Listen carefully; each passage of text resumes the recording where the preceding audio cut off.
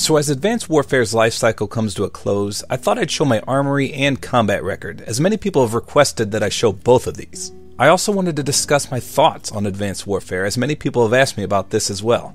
First of all, there were two weapons that I really wanted and never got. The Pytech Loophole and the NA Ravager. Now of course I could have got the Loophole if I prestiged a few more times, but I just didn't have the time to get to the Grandmaster prestige. So what did I think of Advanced Warfare? Well, it definitely had potential, that's for sure.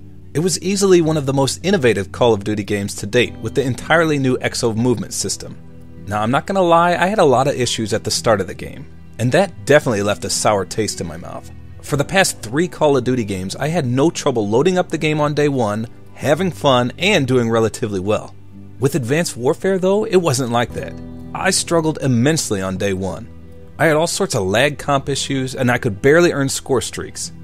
I also had a lot of difficulty with the new movement system. I think if we had a beta for Advanced Warfare, it would have gone a lot smoother. Most of my troubles, of course, turned out to be due to skill-based matchmaking. Gone were the days of me getting a 2.0 KD or greater in every match. Some people enjoyed this change, and some people hated it. I definitely hated it.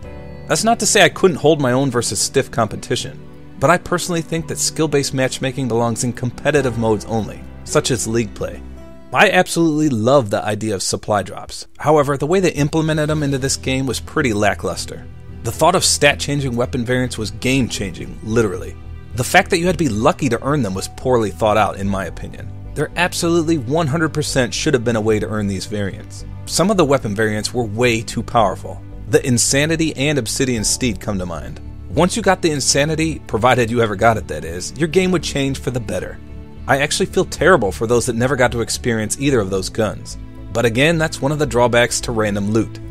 And speaking of overpowered weapons, the weapon balance was wank on the cob in this game. In Black Ops 2 and Ghosts, I could use each and every weapon and maintain a 2.0 KD. In Advanced Warfare, that simply wasn't true. Some weapons far outclassed others to the point where they weren't even worth using. In my opinion, Advanced Warfare had the worst weapon balance out of any COD game I've ever played. There were also way too many glitches that got fixed entirely too slow. I don't think I've ever seen a game with so many out-of-map exploits. It was very frustrating in some game modes, such as Infected. Countless times I tried to get footage for some challenge videos, only to get repeatedly killed by some out-of-map glitcher.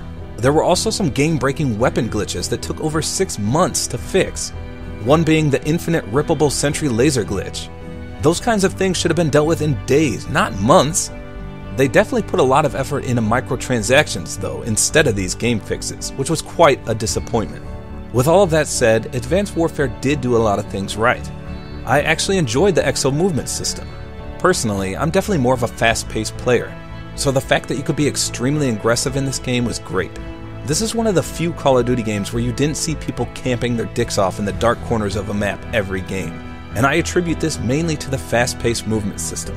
The movement combos were great and really helped you traverse the maps in no time flat. I also really enjoyed the maps. There were very few maps that I disliked. In prior games, there would always be 1 or 2 maps that I dreaded coming up. Looking at you there, Aftermath and Black Ops 2. But I never had that issue in Advanced Warfare. Some maps definitely got overplayed, such as Detroit, which kind of got aggravating. But that wasn't the map design's fault, it was just the repetitive voting of it.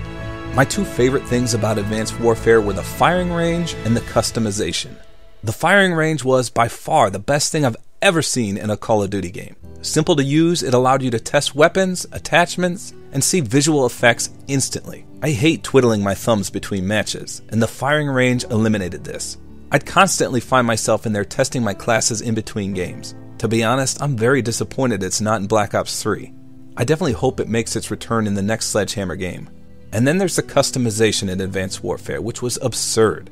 I thought Ghosts brought customization to the next level, but Advanced Warfare trumped it by far.